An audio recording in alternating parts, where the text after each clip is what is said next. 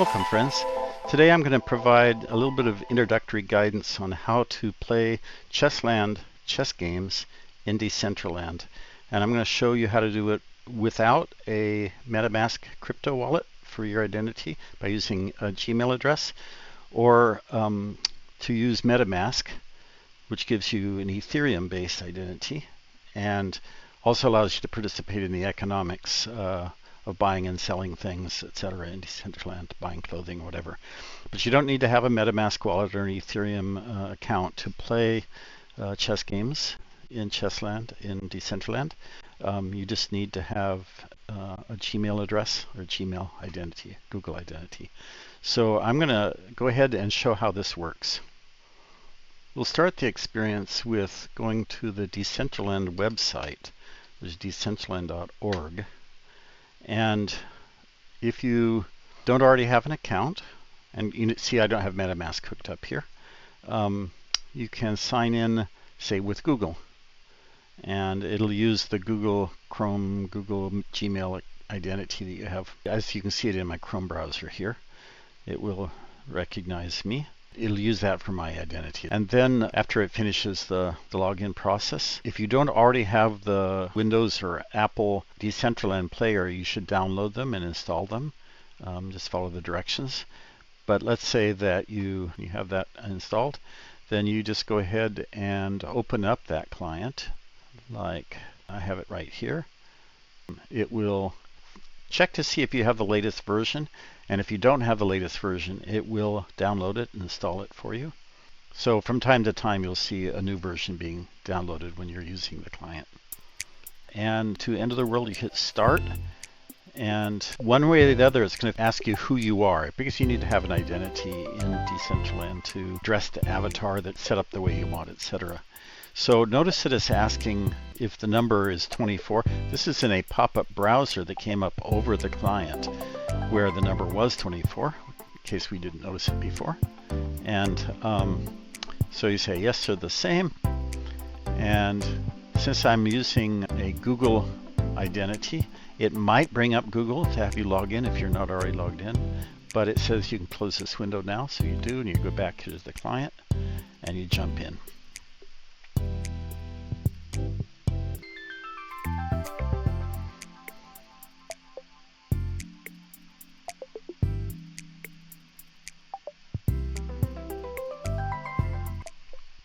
When you first enter Decentraland, you'll land in this spot in the middle of the world where there's learning opportunities. If you dive into the water here, there's different types of information about what's going on and people, etc. But we're going to go directly to one of the two places where chess can be played. And you do that by clicking in the chat area down here, putting a slash and typing go to space, and then the coordinates of the scene in Decentraland that you want to go to. We're going to initially go to 1,101, which is one of the two chess scenes. I hit enter, and it will load that scene. So this particular scene is a 6-table setup in a little kind of sylvan area with some trees and stuff, and it's a place where you can play open public play virtually all the time. And I hit the V key. It allows you to zoom in and out and get to the first person view, which is how you want to play chess in Decentraland, so you can really see the board well. You can click and drag to get the angle a little different. You can hit the A or D keys to move side to side to see the piece a little differently. You can also hit the S key to slip backwards or to walk up close, which is where you want to be. So this board is ready to play.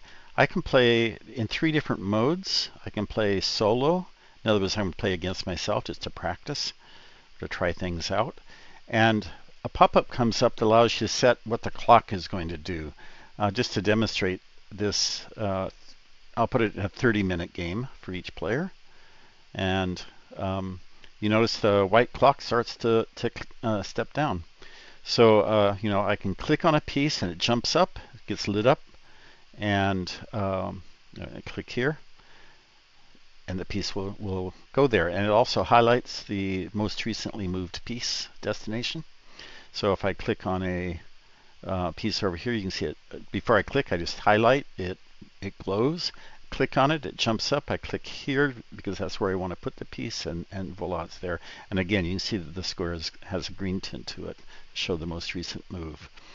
At any point during a game, you can click on the sign here and go to a web page that's offered by the game that shows the PGN representation of the game. You can see there's been one move by each side, and I'm playing against myself with my simple CF identity from Google, and CF hasn't finished any games in the past, so there's no player history, but I'll show you how to see player history of other players, or anybody that's played a bunch. You can go to the leaderboard and pick a person whose play history you want to see, maybe my own. Up will come a web page with the history of games I've played and whether I played them as white or black and whether I won or not and where it was played. And they were, some of them were during development testing, some were just open play. And if I click on any one of those games, I'll get to see the whole. That was a game that didn't have any play in it, really. Let me just go down to say that one. And yeah, we see the PGN of a played game. In this case, the person lost on time. That can happen if you play too slowly compared to the clock. We're going to close out the demonstration of seeing game histories. If you are playing a game and you finish it, let's just play solo for a couple moves. With no clock, you'll see it just shows whose move it is. And if you just walk away, this board is going to have a game on it. You can reset it before you leave. If you don't reset it, then after about 5 minutes, anybody can reset it and it goes back. Okay, so the second mode that you can play is versus another person. If there was another player here in the scene, if you made arrangements or just saw somebody here, you can invite them to play. And if you say play versus player, it will ask you to choose what time control you want to offer. And now the sign up here says you're offering to play a 30-minute rapid unrated game. And it doesn't know who the other player is. And you notice the clocks are white, not green yet. And if I go around to this side, the controls over here is accept the offer to play. And the person that's accepting the offer can see that it's a 30-minute unrated game and who it is. And if they accept, then the game is going. Now, in a timed player versus player game, the black player has to start the clock. That's typical in chess, so that they can talk, shake hands, and then when they're ready to play, black presses the clock to start the time, and white's time starts.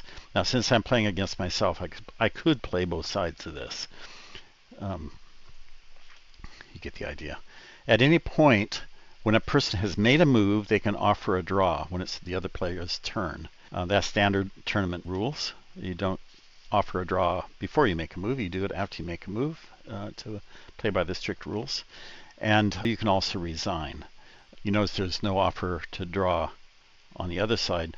But if the white player declines to draw by just playing another piece, now it's their option to offer a draw. So I'll click over there since I'm playing both sides. And there was a draw offered. I can go on playing, which cancels the offer, or I can accept the draw and then the game is ended. And you can see from the game history that there were a couple of moves, then black accepted a draw. That's how the boards work in their simplest form. And I'm going to go to the other scene in Decentraland, which is at the coordinates 5,105. Very similar setup. It's a little bit more of a park-like scene. There's trees and it's more green. There's also tournaments played here periodically. The last tournament was May 10th of 2025. before this video is recorded. And the next upcoming one is June 14th. And again, the leaderboard. This is all rated games in Decentraland since the beginning of chess play here. And then otherwise the boards are set up very much the same. During a tournament, this won't say ready to play. This will say waiting for the first round. All right, so this is a demonstration of how you get into ChessLand without a MetaMask account. I'm going to close the client and wait. And now I'm going to go into my browser and turn my MetaMask wallet on. MetaMask is a Chrome extension that gives you the ability to interact with the blockchain by with cryptocurrencies, etc. So I'm going to manage my extensions and turn MetaMask back on. And now you see the little MetaMask icon here. Now if I start Decentraland, it will give me an option to use MetaMask to log in. Here's the version number of the client. I'm going to use a different account. It's still remembering that I use Google. So here I'm going to ask for a different option and turn to login. There we go. Opening it with MetaMask. Shall sign in.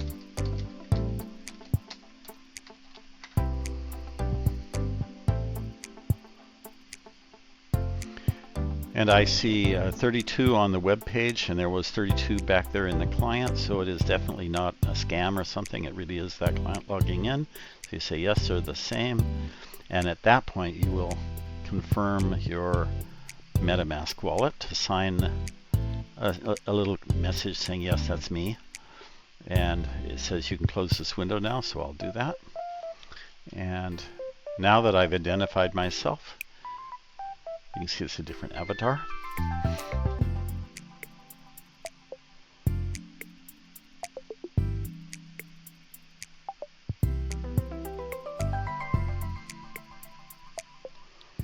Once again, I'm back in the landing location for Decentraland, and I want to go to the chess area. This time I will go to the second location where tournaments are held when they are held, and approach the board and hit the V key, the view key a few times to get into first person. Click and drag to center the screen the way I want. I want to be able to see the buttons, and I want to be able to see the clock surface here and the pieces. Sometimes I'll use the A key just to move a little bit to the left, so it just makes it a little bit more distinct which pieces are which. They're not hiding behind the other ones quite as much. And to demonstrate playing solo with a 30-minute clock, I'll click OK.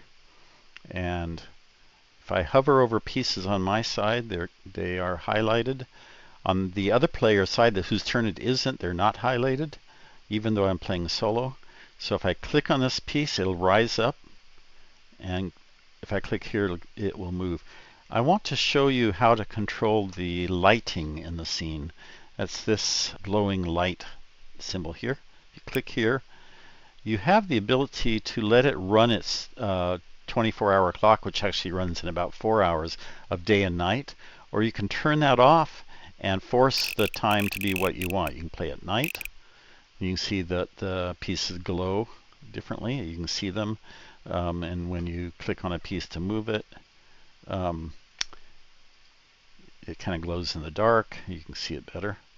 But if I want to play during the daytime, I click there again and put this, somewhere back, maybe with some shadow like that. And then with it not on automatic, it'll stay there at that time the whole time you play.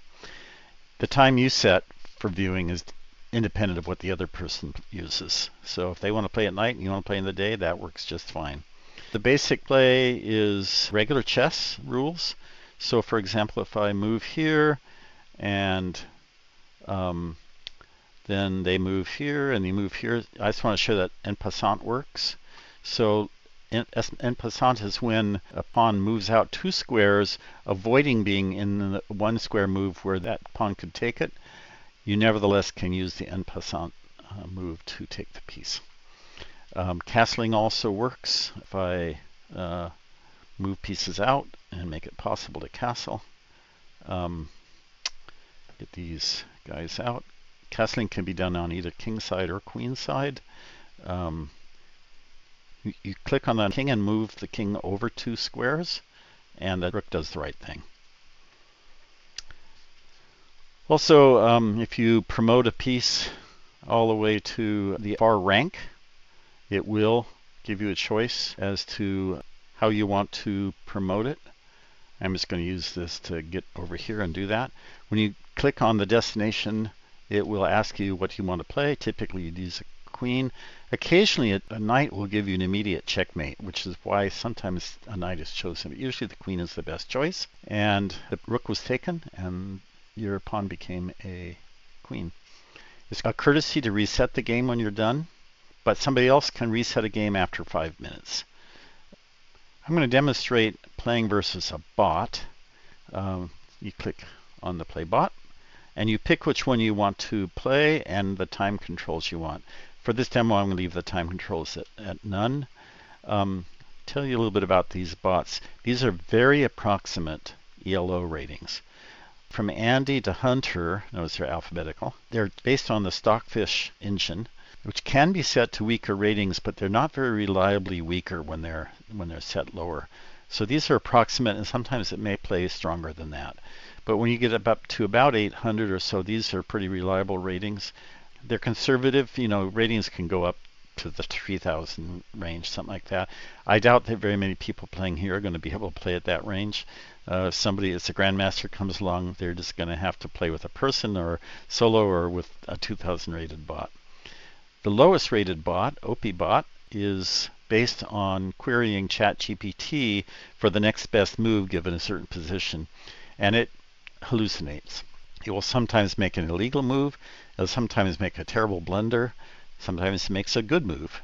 It's all over the map. So it plays rather like a very inexperienced player, and if it can't find a move after a few tries, it will resign. For the most part, the other bots do not resign. They play to the bitter end. So I'm going to pick OpiBot, so maybe you can kind of see an example of a mistake that it makes. So I'm going to put this piece out here. And very often it makes that move. But it could be. I mean, it's okay. It's not terrible. Depends a little bit on what it does next. You know, I just want to develop my pieces so I can castle as soon as possible. And that was probably a blunder because I can simply take it. You can see that I'm a pawn up. They're a pawn up because they took mine. But you know, and I have more control over the center probably than they do at this point.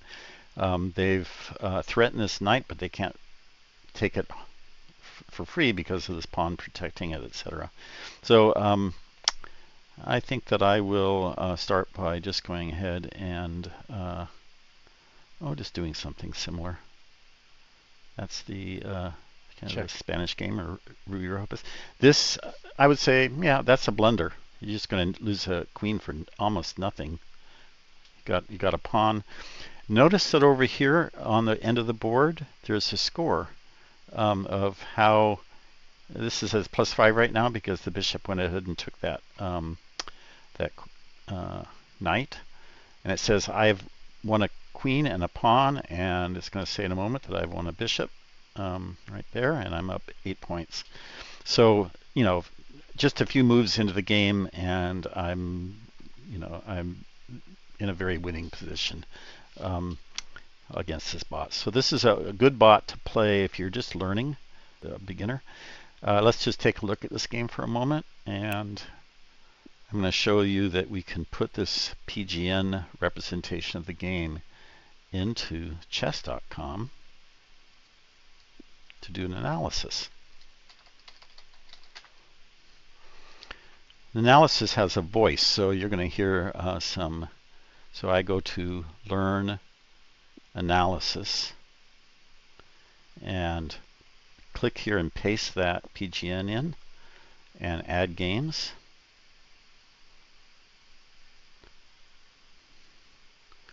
And it shows the moves of the game so far. And at each point, you can click anywhere in here and it'll go to that point in the game to look at the status. It'll also show you the relative strengths of white and black here, and what it recommends is what should be the best next move. And you can hit review. Let's take a closer look at this game. The analysis review portion in chess.com has a robot voice. It gives you the accuracy of the two players. It shows you how many blunders and misses each player had, how many best moves it made, etc. And you can start a review of the game. Opening with the king's pawn controls the center and opens up the light-squared bishop and queen, often leading to sharp games. So you can just step one step at a time. The Scandinavian defense immediately challenges the center by attacking the e4 pawn. The narrator talks about each move. Let's take a closer look at this game. I went back to the beginning. If I just hit one move at a time. Opening with the king's pawn, the Scandinavian knight c3 develops the knight toward the center, attacks the d5 pawn, and protects the e4 pawn. So you can definitely learn to play better by taking the games from the ChessLand information board. You click on them, you get the web page, copy the PGN, put it into Learn Analysis, add the new game, and then walk through and learn about a number of things about the game. By the way, you can store a game in your library right there. So I have some collections in my library, such as Playing Against the Bot. I could add that one, but I won't right now. It's not a real game. By the way, some of these features may only be available in the paid version of chess.com. If you're serious about chess and want to get good at it, having those tools is well worth it. Consider buying yourself an annual subscription and learning a lot in the next year. So that's the integration with chess.com. At this point, I'd like to show you a couple little tricks to get around in Decentraland. One of them is to move the way you're looking. You can right click and drag and move things around. But when you get through with that and release the mouse, you're still attached to the moving and dragging. If you right click once more, you'll get a cursor that you can move without that happening. You can move with the regular cursor as well. You use the regular cursor typically to click on a piece. But if you're in this mode where you've moved like that and it's kind of stuck to your moving mode, and you click on Play Solo, for example, and you get this UI up, if you move the mouse, guess what? It's going to continue to try to move the scene. So you right click once, and now you have a cursor that you can use. So that's a little trick in Decentraland.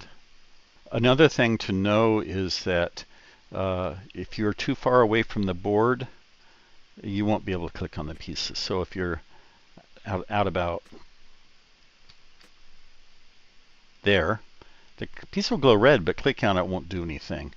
And this is one of the reasons why you want to be in first-person mode, because for sure you're too far if you're like this. Even if you get right up to the board, it can be problematic to see what you're doing.